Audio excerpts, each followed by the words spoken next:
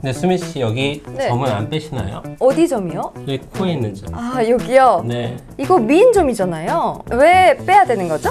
점이 얼굴에 있으면 약간 위험할 수가 있거든요, 사실. 미인점이 아니라 위험한 점이에요?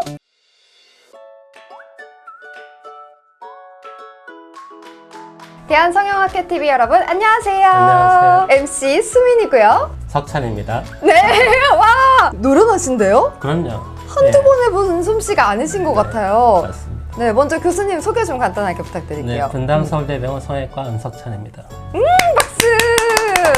본격적으로 시작하기 전에 피부암에 대해서 정확한 정의가 좀 필요할 것 같아요. 피부암은 한마디로 얘기해서 피부에 생긴 악성 종양을 얘기를 합니다. 피부암은 그래서 대부분 본인이나 가족, 친지분들에 의해서 발견된 경우가 많죠.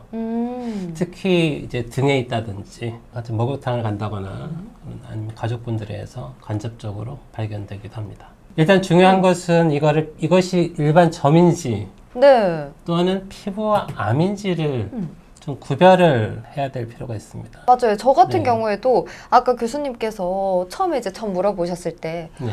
역시 교수님이 고수영점 알아보시는구나. 고수영점이라고. 아, 왜 웃으시는 거죠?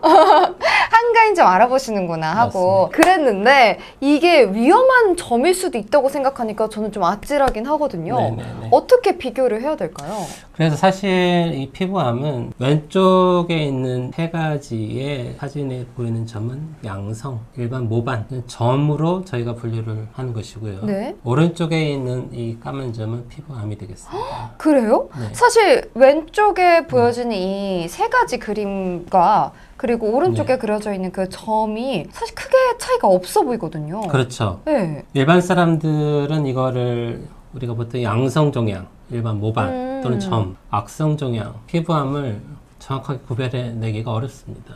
그럴 것 네, 같습니다. 네. 저도 지금 보니까 이런 식으로 제 몸에 있는 점들을 보면서 이 오른쪽에 있는 피부암이랑 사실 정말 모르겠어요. 그렇죠. 네. 이게 바로 피부암이 약간 위험한 그런 분야이기도 한데요. 그런데 이거를 알 수 있는 방법이 있습니다. 어떻게요? 일단 첫 번째, 피부암은 양쪽으로 봤을 때 점과 다르게 대칭적이지 않습니다. 네, 우리가 그럼요. 비대칭이라고 보통 표현을 하고요. 이런 것들이 보이면은 바로 병원으로 오셔야 되는데, 그리고 이 보통 동그란 이 가장자리가 들쑥날쑥해요. 작더라도. 점이 크게 작더라도 들쑥날쑥하다. 네, 그 이 모양이, 가장자리가요. 그렇죠. 이쁘게 빠진 원 형태가 아니다. 네. 그리고 세 번째는 컬러가 네. 검정색으로 통일해 있지 않고 회색, 검정색, 붉은색, 파란색이 섞여 있다. 그 다음에 3에서 6mm를 넘지는 않는다. 모반이. 그렇게 크진 않네요. 크지 않다. 예. 일반적으로 5mm 이상 되는 점은 위험합니다. 그리고 마지막으로 갈수록 조금씩 커진다. 그 자체로 커진다는 말씀이세요? 자체로 커지는 겁니다. 아. 작년에 보니까 이게 한 3mm였는데 올해 보니까 뭐 6mm, 7mm가 되어 있고 오. 또 몇 달 지나니까 1cm가 됐다. 피부암의 대표적인 사인입니다. 이것만 여러분들이 알고 계셔도 집에서 조기 진단이 가능합니다. 그렇죠. 예. 피부암도 목숨을 잃을 수가 있나요? 그럼요. 피부암도 암이거든요. 아. 깊게 뿌리를 내리고 이 치면에서 들어가기 시작하면 네. 림파선 전이가 일어납니다. 제가 사실 근데 그게 너무 궁금했어요. 네. 이제 피부암이라고 했을 때 크기 자체가 커진다고 하셨잖아요. 네네. 근데 그 크기 자체도 궁금했지만 사실 저는 이게 전이가 되는지도 굉장히 궁금했었거든요. 그렇죠. 어떻게 좀 전이가 되는지도 설명 좀 해주시겠어요? 피부암에 가장 이제 호발하는 네. 세 가지 종류가 있습니다. 저희가 가장 많은 빈도로 발생하는 게 기저세포암, 그다음에 편평상피세포암이라는 게 있고요.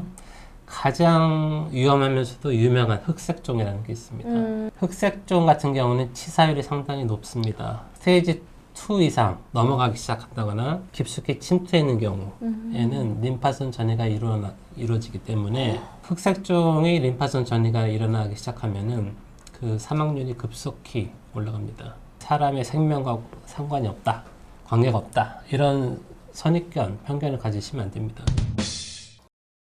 피부암에 가족력이 있는 경우, 맞아요. 저도 굉장히 많이 들었어요. 유전적으로 약간 취약한 유전자를 가지고 있는 경우에 해당하겠습니다. 그래서 저희 피부암도 유전적인 질환이 있는 피부암이 따로 있습니다. 물론 유전하고 상관없이 일반적으로는 환경적으로 자외선에 많이 이제 노출되는 직업군 그런 분들에게 생길 수가 있겠죠. 또 마지막으로 일반적으로 암은 아닌데 오랫동안 유지되는 경우 돌연변이에 의해서 암으로 넘어가는 경우가 있습니다.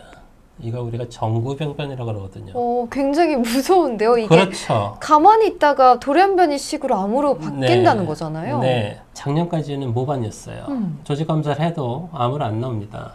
그런데 이게 환경적으로 뭐 환경 호르몬이 됐든지 주변의 유해 환경 속에서 환자가 생활하다가 자외선 조사율이 높아지면서 여러 가지 이유가 버무러지면서 암으로 넘어가 버리는 경우가 있어요. 이거는 피부암에만 해당되는 얘기가 아니고 일반적으로 우리 몸에 생기는 암들이 대부분 이런 과정을 거치게 거치죠. 됩니다. 아무래도 저는 근데 그런 요인 중에 하나도 방금 피부암 위험 요소를 짚었다시피 환경적인 요인에 자외선이 굉장히 많잖아요. 자외선이 그리고 중요합니다. 네, 요즘 같은 경우는 또 자외선 지수가 또 점점 더 높아지다 보니까 그렇죠. 제가 알기로는 이 피부암이 오존 지수 그거랑도 굉장히 상관이 있다고 들었거든요. 네네. 야외 활동을 하시는 분들이거나 이 환경적인 요인에 의해서도 피부암은 미리 진단하고 미리 예방하는 게 맞습니다. 훨씬 좋다라는 얘기를 들었었던 맞습니다. 것 같습니다. 그런데 자외선 B가 보통 뭐 가장 침투력이 높고 피부암의 주된 요인이다라고 그런 얘기를 하는데 자외선을 100% 차단할 수가 있는가? 그러기는 어렵죠. 쉽지 아무래도 않죠. 자외생활을 안 할 수가 없으니까 그러니까요. 밖에서 운동도 해야 되고 또 완벽하게 커튼을 치고 살아야 되는가? 그렇지는 않습니다. 왜 그러냐면은 햇빛 조사를 받으면 비타민 D라는 게 몸에서 맞아요. 합성이 돼야 되는데 이게 또 피부암을 예방하는 걸 되어 있습니다. 결론적으로 말씀드리면 적당히 쬐면은 아무런 문제가 안 됩니다. 제가 피부암 수술하는 환자분들에게 이 과거에 어떤 일을 종사하셨는지 물어보면 네. 대부분이 야외에서 장시간 근무를 근무하시는 하셨다는 분들. 분들이 상당히 많습니다. 그래서 어느 정도 그거는 공통점이 있는 것이고 자외선 조사 자체가 나쁘다기보다는 오랜 시간 동안 자외선에 노출이 되는 것에서부터 비롯되는 문제다. 피부세포들의 돌연변이가 결국은 피부암의 주된 요인이다. 이렇게 말씀드릴 수가 있겠습니다. 네, 너무 교수님께서 잘 정리를 해주셔서 단번에 제가 딱 이해를 했는데요. 그러면 자외선 차단제가 피부암 예방에도 굉장히 도움이 되겠네요? 그렇죠. 가장 확실하고도 중요한 방법이 자외선 차단제를 바르고 SPF라고 하는 것이죠. 네. 저기 이제 치수 50 이상 저희가 보통 얘기를 하는데 네, 저도 50에서 예. 막 세게는 90까지도 바르거든요. 예. 근데 항상 바르지만 그 SPF라는 수치에 대해서 정확히는 몰랐거든요. 예, 예. 이게 자외선 차단하는 그런 지수를 말하는 그렇죠. 건가요? 예, 우리가 이제 sun protection이라고 표현하는 것이죠. 말 그대로 이 햇빛을 차단하는 그 수치가 어느 정도 되는지를 표시하는 것인데 50 이상 되는 거라면은 뭐 크게 아무거나 바르셔도 상관없습니다. 예. 일반적으로 저희가 수술 후에 쓰는 흉터 연고라는 게 있습니다.